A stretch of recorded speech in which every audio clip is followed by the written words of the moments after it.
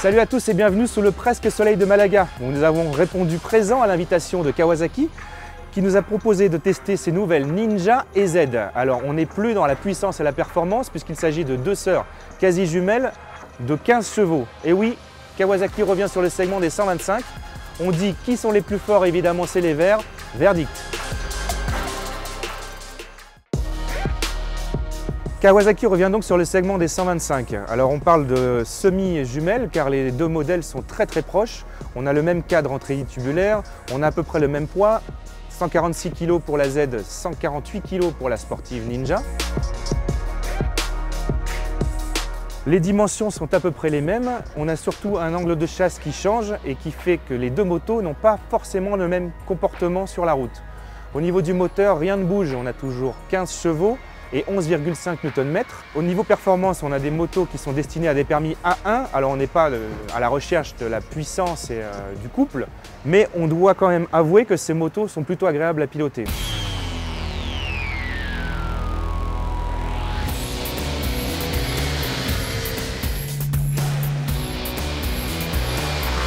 La sportive Ninja offre une ergonomie qui lui est propre puisqu'elle a une hauteur de selle de 685 mm, ce qui change radicalement le comportement quand on est au guidon.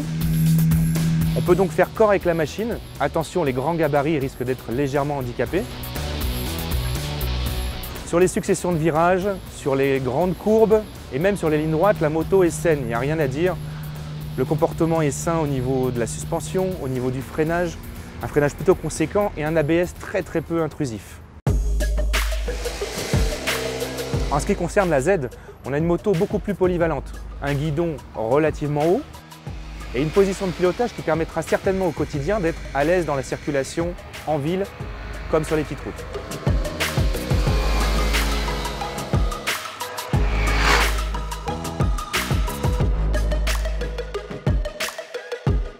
Afin de mettre en exergue chaque spécificité des machines, Kawasaki a eu la bonne idée de nous inviter sur un circuit de la région.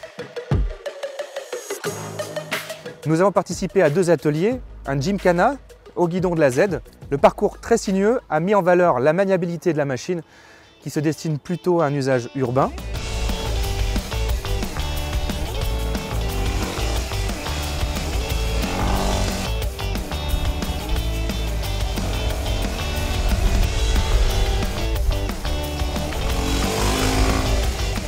Quant à la Ninja, nous avons eu l'opportunité d'être guidés par Ana Carrasco, la championne du monde 300 Super Sport, sur un circuit de karting.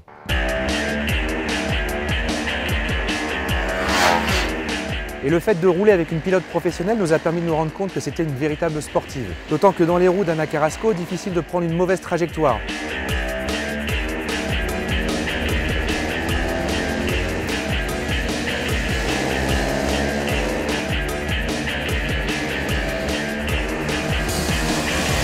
On a donc pu tester la machine dans ses retranchements, comportement dynamique, châssis, freinage, accélération.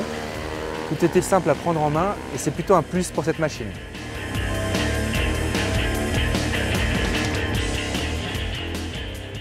En ce qui concerne les points positifs, on peut retenir un cadre en treillis tubulaire apparent pour les deux modèles, ce qui est plutôt flatteur. Un système de freinage certes performant mais surtout des disques Wave, ce qui est plutôt recherché pour ce type de modèle. Plusieurs coloris, dont notamment le vert Racing pour les plus fans de la marque, et un modèle blanc et noir très apprécié aussi au niveau de la Z. Et un point commun entre ces deux machines qui pourtant n'ont pas la même ergonomie et le comportement, c'est une prise en main aisée. Les débutants seront très à l'aise, ce qui est plutôt appréciable d'autant que ces machines se destinent à des permis A1, donc à des débutants entre 16 et 17 ans. Un seul bémol peut-être, on aurait apprécié un indicateur du rapport engagé, ce qui manque sur le compteur qui est pourtant très bien fait avec deux tripes, un contour, bref, l'essentiel.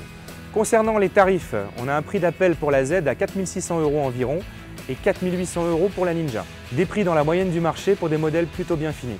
Qui sont les plus forts? Je ne sais pas si ce sont évidemment les verts. Toujours est-il que pour un retour en 125 cm3, la firme Kawasaki a su se mettre à la hauteur de ses concurrents.